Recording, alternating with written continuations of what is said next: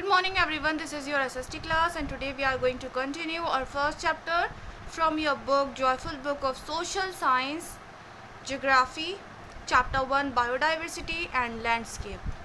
आज हम इस चैप्टर को रिवाइज करने वाले हैं और साथ ही हम करेंगे इसके exercises and question answers. So kids let's start और हम देखते हैं कि हमने क्या क्या पढ़ा था।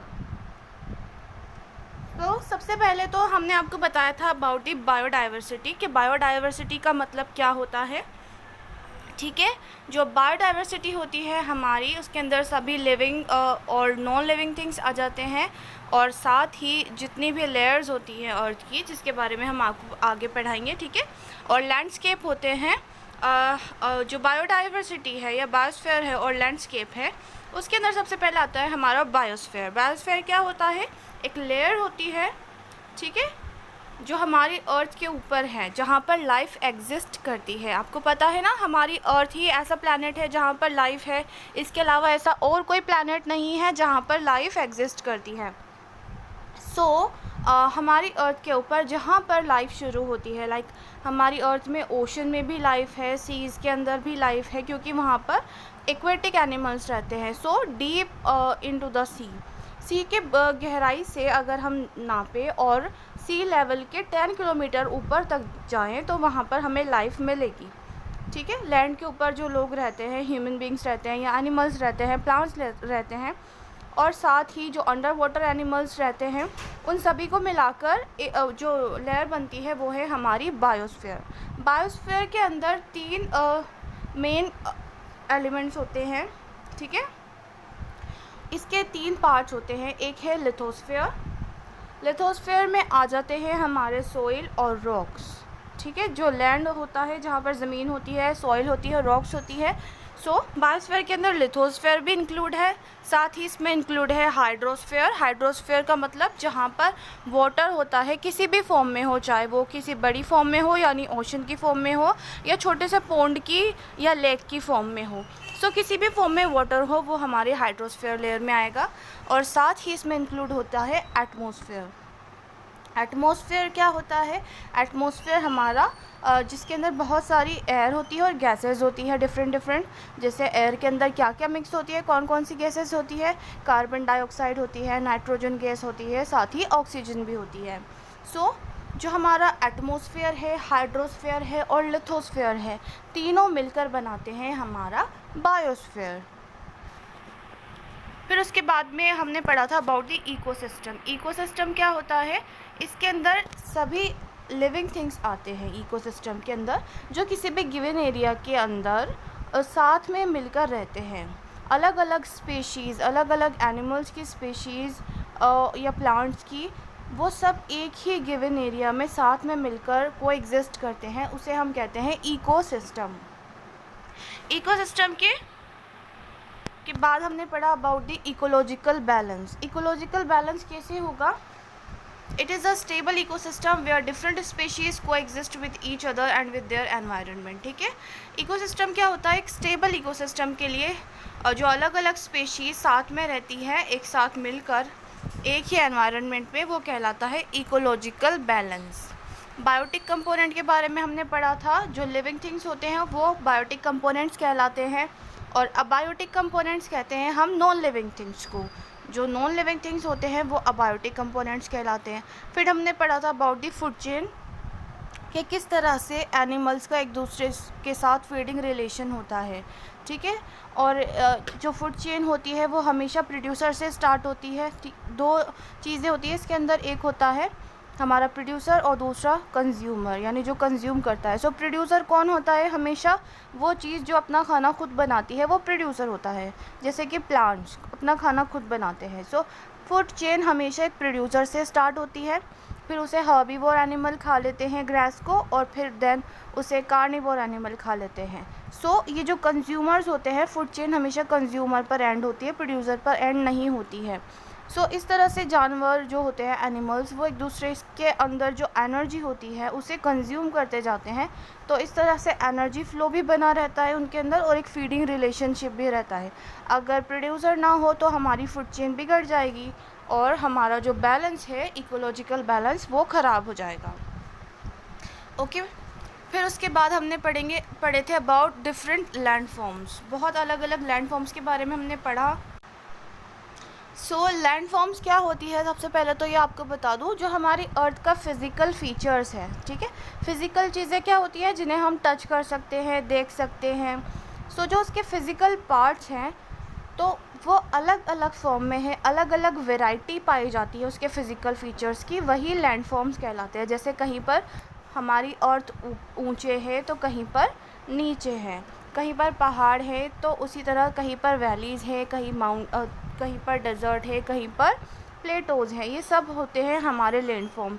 सो मेजर लैंड फॉर्म जो हैं हमारे वो है mountain, plateau, plain, river basin, sea and coastal plains and island, ठीक है। ये डिफरेंट फॉर्म है अर्थ के फ़िज़िकल फ़ीचर्स की। माउंटेन के बारे में अगर हम देखें, सो माउंटेन्स क्या है, they are the highest landform on the earth surface. ये अर्थ के सरफेस के ऊपर सबसे ऊंची लैंडफॉर्म है, ठीक है। माउंटेन से ज़्यादा हाइट और किसी लैंडफॉर्म की नहीं होती है। सो सबसे ज़्यादा ऊंचाई पर जो है वो हमारे माउंटेन्स है। They are broad at the base and steep and narrow at the top. ये बेस से तो ब्रॉड होते हैं, यानी बेस से ये चौड़े होते हैं, और जैसे ये ऊपर जाते जाते हैं तो ये सकरे होते जाते हैं और टॉप पर जाकर बिल्कुल नैरो हो जाते हैं। Temperature drop as we go up a mountain. जब हम किसी माउंटेन के ऊपर जाते हैं, ठीक है, अगर हम चढ़ेंगे तो धीरे धीरे टेम्परेचर गिरता जाएगा। जितने ऊंचे हम माउंटेन के ऊपर पहुंचेंगे टेम्परेचर उतना ही लो हो जाएगा, ठंड उतनी बढ़ जाएगी।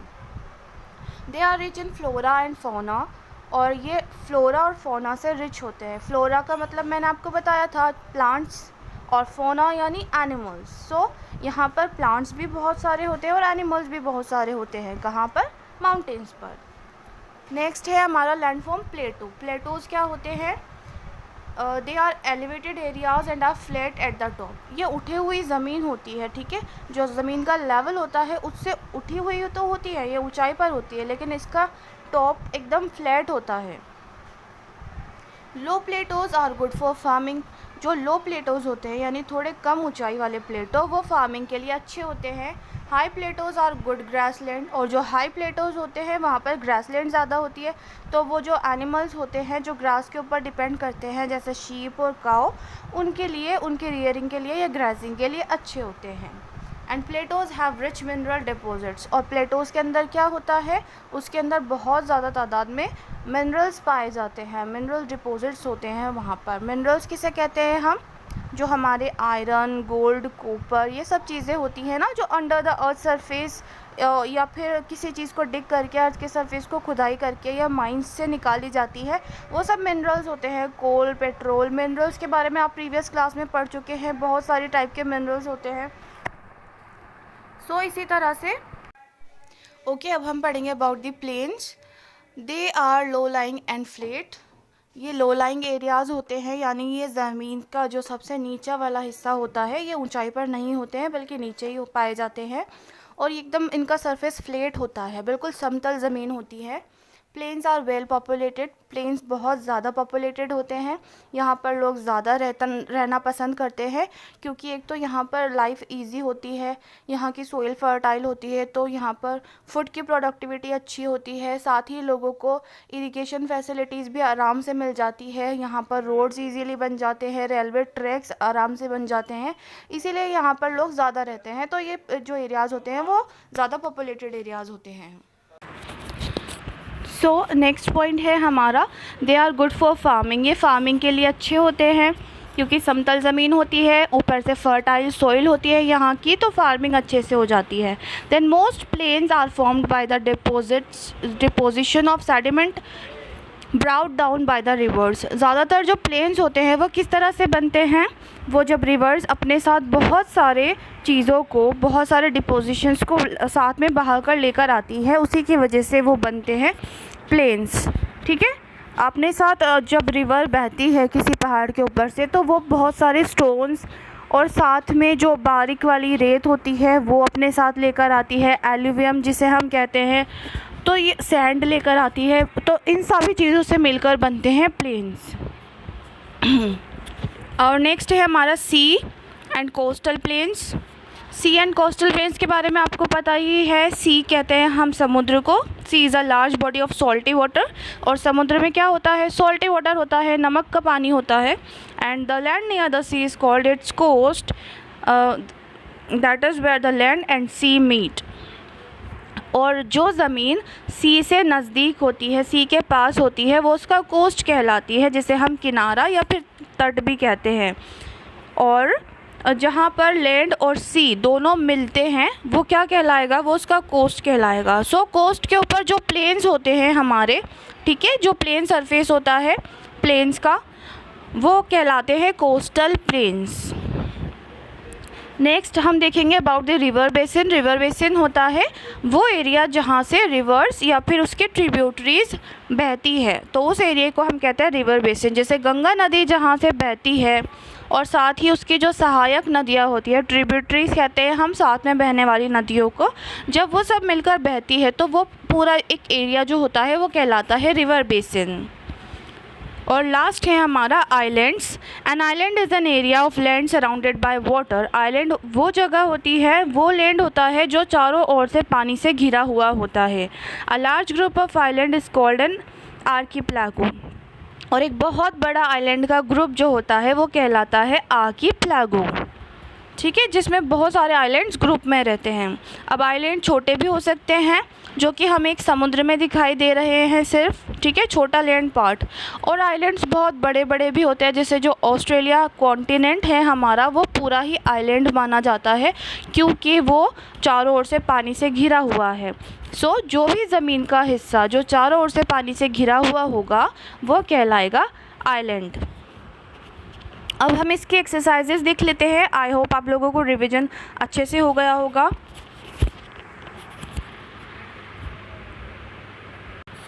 So kids, open your book, page number 13. Okay, open page number 13 from your book. And here are our exercise A, multiple choice question, ठीक है। टिक राइट द करेक्ट ऑप्शन। सही ऑप्शन पे आपको राइट टिक करना है। फर्स्ट है हमारा, विच component of biosphere include soil and rock. Biosphere के कौन से कंपोनेंट के अंदर सॉइल और रॉक होती है? एटमॉस्फेयर, लिथोस्फीयर, हाइड्रोस्फीयर या नन ऑफ दीज। तो हमने पढ़ा है सॉइल और रॉक्स किसके अंदर होती है? जो लैंड सरफेस होता है, ठीक है, लैंड पर होती है, तो वो कंपोनेंट है हमारा लिथोस्फीयर। सो हम लिथोस्फीयर पर राइट टिक करेंगे।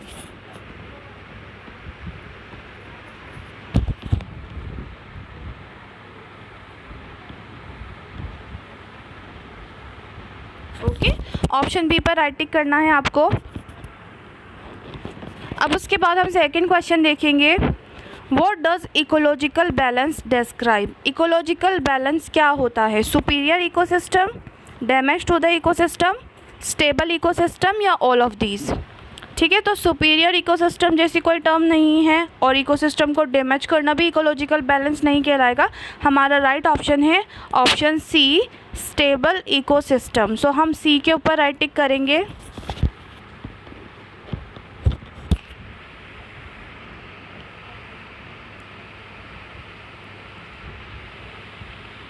Now look at question number 3. Which of the following landform is well populated because its soil and terrain are good for farming? कौन सी लैंडफॉर्म वेल पॉपुलेटेड होती है, यानी जहाँ पर लोग ज़्यादा रहना पसंद करते हैं क्योंकि वहाँ की सॉइल जो होती है वो फार्मिंग के लिए अच्छी होती है। सो हमने पढ़ा था जो हमारे प्लेन्स होते हैं वहाँ पर सॉइल फर्टाइल होती है और वो वेल पॉपुलेटेड एरियाज़ भी होते हैं। सो हम ऑप्शन बी पर राइट टिक करेंगे। ठीक है, यहाँ पर 4 ऑप्शन है, प्लेटो, प्लेन्स, माउंटेन एंड आइलैंड। हम ऑप्शन बी के चूज़ करेंगे और बी के ऊपर राइट टिक करेंगे। Now look at question number 4. The stream of water that flow on the surface of the earth is known as. water की stream जो अर्थ के सरफेस के ऊपर फ्लो करती है यानी बहती है, उसे हम क्या कहते हैं? वाटरफॉल, लेक, रिवर या flood. Right answer is option C, river. Okay, so tick right on option C. This is done. Now look at second exercise, fill in the blanks. ठीक है, fill in the blanks का हमारा first sentence है, many seas form large bodies of water known as dash। बहुत सारी seize यानी बहुत सारे समुद्र मिलकर एक बड़ी वाटर बॉडी बनाते हैं जिसे हम क्या कहते हैं, जिसके अंदर बहुत सारे सागर आ जाते हैं उसे हम क्या कहते हैं, महासागर। और महासागर को हम कहते हैं ओशन। सो हम इसमें लिखेंगे ओशन।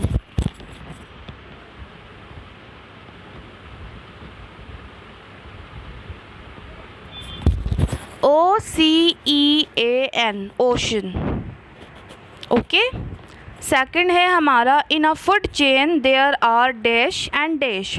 एक फूड चेन के अंदर क्या क्या होता है, एक होता है प्रोड्यूसर और दूसरा होता है कंज्यूमर। ठीक है, तो हम इसके अंदर लिखेंगे फर्स्ट डैश में लिखेंगे प्रोड्यूसर और सेकंड डैश में लिखेंगे कंज्यूमर।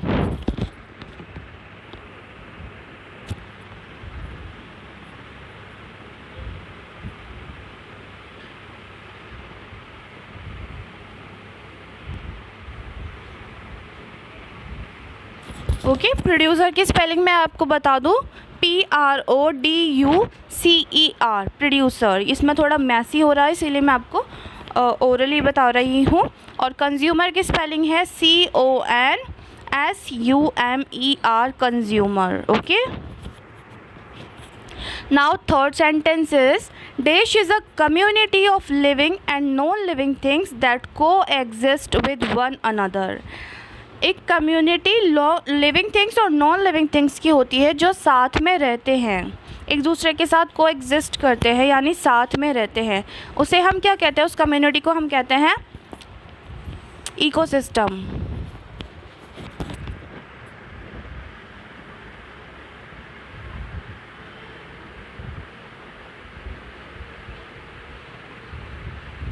इकोसिस्टम की स्पेलिंग है ECOSYSTEM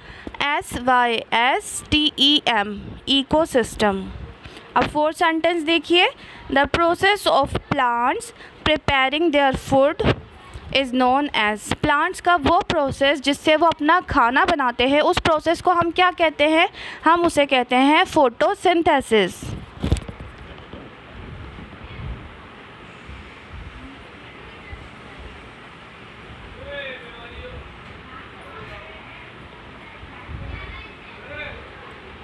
फोटोसिंथेसिस की स्पेलिंग है PHOTOSYNTHESIS फोटोसिंथेसिस।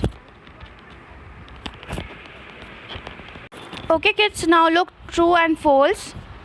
ठीक है, थर्ड एक्सरसाइज हमारी ट्रू और फॉल्स है। Human activities contribute to the disruption of the natural balance of an ecosystem. Human activities की वजह से नेचुरल बैलेंस में, इकोसिस्टम का जो नेचुरल बैलेंस होता है उसके अंदर डिस्ट्रप्शन हो रहा है यानी हमारा बैलेंस डिस्टर्ब हो रहा है। This is true. कौन कौन सी ऐसी एक्टिविटीज़ होती है जिसकी वजह से बैलेंस डिस्टर्ब हो जाता है, जब प्लांट्स कट करते हैं ह्यूमंस, ठीक है, उसकी वजह से भी इकोसिस्टम डिस्टर्ब होता है, या एनिमल्स को हंट करते हैं। तो बहुत सारी ह्यूमन एक्टिविटीज़ ऐसी होती है जिसकी वजह से नेचुरल बैलेंस डिस्टर्ब होता है। सो हम इसमें टी लिखेंगे। फर्स्ट सेंटेंस के सामने आप मेंशन करिए T.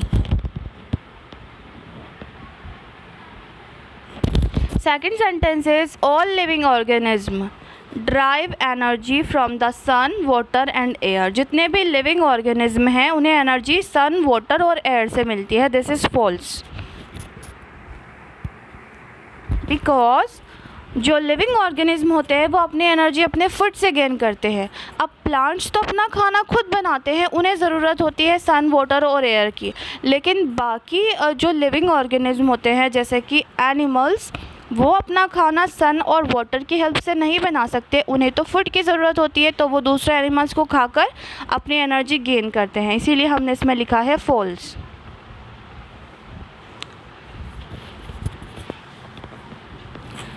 And third one is a food chain always start with a consumer an organism that consume food. एक फूड चेन हमेशा एक कंज्यूमर से स्टार्ट होती है जो फूड को कंज्यूम करता है। This is false. थर्ड में एफ लिखिए। क्योंकि फूड चेन हमेशा प्रोड्यूसर से स्टार्ट होती है। फिर फोर्थ है the highest form of the land form on the earth surface is the mountain. Mountain जो अर्थ का सरफेस है उसके ऊपर जो हाईएस्ट लैंड फॉर्म है वो माउंटेन्स होते हैं। This is true. लास्ट में हम लिखेंगे T. Okay everyone, now come on the next page.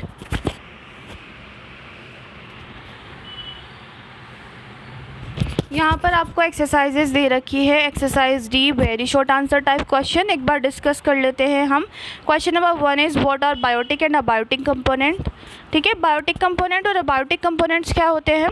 So living things are called biotic component and non living things are called abiotic components. इसके answers की PDF हम आपको send कर देंगे। ठीक है, through the PDF you can do your work in your notebook. और जो पिछली एक्सरसाइजेज थी like true false, fill in the blanks और टिक द करेक्ट ऑप्शन, वो आपको बुक में ही करनी है with pencil. You don't need to do that in your notebook. Okay, और आपको नोटबुक में जो वर्क करना है वो है आपकी exercise D, E and F, जो आपके वेरी शॉर्ट और लॉन्ग आंसर टाइप क्वेश्चन है। ये आप नोटबुक में करेंगे अपनी। और नोटबुक में एज यू ऑल नो आपको ब्लू और ब्लैक पेन यूज़ करना है। ब्लैक पेन से आप क्वेश्चंस लिखेंगे और ब्लू पेन से आप आंसर्स मेंशन करेंगे। चैप्टर की डिटेल मेंशन करना ज़रूरी है, चैप्टर 1 और चैप्टर का नेम लिखना और साथ ही डेट भी मेंशन करना मत भूलिएगा। ठीक है, और PDF के थ्रू आप इन सभी क्वेश्चंस के आंसर्स अपनी नोटबुक में कर लीजिएगा एज योर होमवर्क। तो एक बार डिस्कस कर लेते हैं कौन कौन से क्वेश्चन है। फर्स्ट हमारा क्लियर हो गया, बायोटिक और अबायोटिक कंपोनेंट किससे कहते हैं। Now second question is define photosynthesis. Photosynthesis क्या होता है? The process through which plants make their food is called photosynthesis. जिस प्रोसेस से प्लांट्स अपना खाना बनाते हैं उसे हम फोटोसिंथेसिस कहते हैं। And question number 3 is what are landforms. Landforms क्या होती हैं? So the physical features of earth is called landforms। जो अर्थ के फिजिकल फीचर्स होते हैं, जो वैरायटी होती है उसके फिजिकल फीचर्स में, वो लैंडफॉर्म्स कहलाते हैं। And question number 4 is what is a peak. Peak किसे कहते हैं हम? Do you remember? मैंने आपको बताया था, पीक कहते हैं हम माउंटेन के टॉप को। जो माउंटेन का सबसे ऊपर का हिस्सा होता है टॉप, जिसे हम हिंदी में कहते हैं किसी भी पहाड़ की चोटी। ठीक है, उसे ही हम कहते हैं peak. So mountains top is called peak. Now short answer type questions. Question number 1 is what kind of farming is practised on the mountain. Mountains के ऊपर किस तरह की फार्मिंग की जाती है? सो इसे भी मैंने एक्सप्लेन किया था, टेरेस फार्मिंग की जाती है। ठीक है, फार्मिंग का जो टेरेस फार्मिंग वाला मेथड है वो यूज़ करते हैं वहाँ पर माउंटेन्स को कट किया जाता है, स्टेप्स के अंदर सीढ़ी नुमा बनाया जाता है ताकि उसके ऊपर फार्मिंग की जा सके या क्रॉप्स को ग्रो किया जा सके। And question number 2 is what is the difference between low plateaus and high plateaus. Low plateaus और हाई प्लेटोज़ के बीच में क्या क्या डिफरेंस होते हैं? सो लो प्लेटोज़ कैसे होते हैं? फार्मिंग के लिए अच्छे होते हैं, और हाई प्लेटोज़ पे ग्रासलैंड होती है। ठीक है, तो और इसी तरह से बहुत सारे डिफरेंसेस हम आपको मेंशन करेंगे, आप अपना वर्क कर लेना। And question number 3 is what make sea an essential aspect of human trade. Human trade के लिए यानी ह्यूमन के व्यापार के लिए जो सी है वो एक एसेंशियल एस्पेक्ट क्यों है, इतने इम्पोर्टेंट क्यों है समुद्र? क्योंकि जो मर्चेंट्स होते हैं वो सी के थ्रू जाते हैं, शिप्स के थ्रू जाते हैं अपने गुड्स को सेल करने के लिए या ट्रेड के लिए। Okay, question number 4 is what is believed to have allowed life to evolve on the earth. So ऐसी कौन सी चीज़ है जिसने अर्थ के ऊपर लाइफ को एग्जिस्ट करने के लिए अलाउ किया, जिसकी वजह से अर्थ के ऊपर लाइफ है?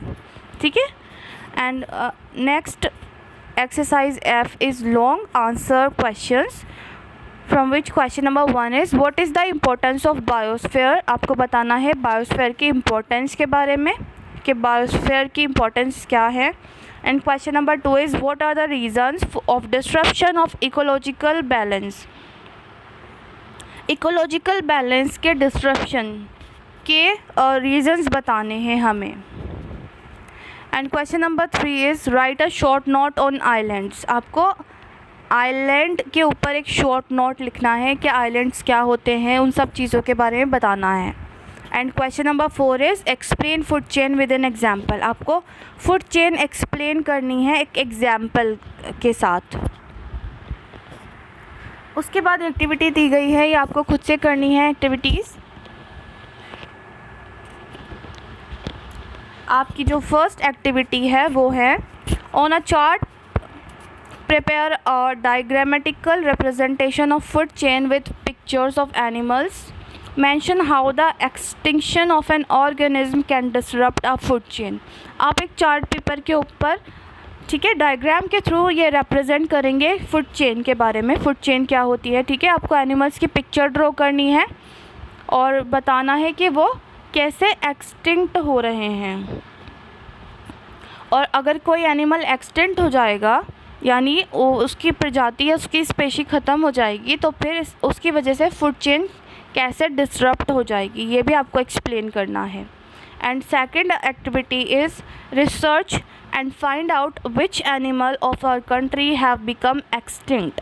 आपको ये खोजना है, ये सर्च करना है आपको कि हमारी कंट्री में से कौन सा एनिमल एक्सटिंक्ट हो गया है, यानी अब हमारी कंट्री में वो एनिमल नहीं पाए जाते हैं।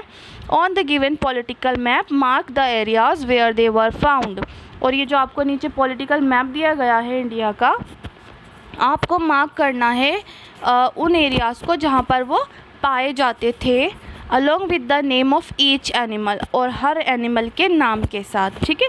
पहले तो सर्च करना है कौन कौन से एनिमल्स अब नहीं रहे हैं या अब लुप्त हो गए हैं, और इसके ऊपर मार्क करना है वो एरियाज़ जहाँ पर वो पाए जाते थे पहले, और उनके नाम भी, एनिमल्स के नेम भी आपको मेंशन करने हैं। सो ये आपको खुद सर्च करके करना होगा। सो किड्स, ये हमारा चैप्टर कंप्लीट हुआ। आई होप आप लोग अपना होमवर्क टाइम पर पूरा कर लेंगे। सो किड्स, हम अपना नेक्स्ट चैप्टर स्टार्ट करेंगे in our next class. Till then, good bye everyone.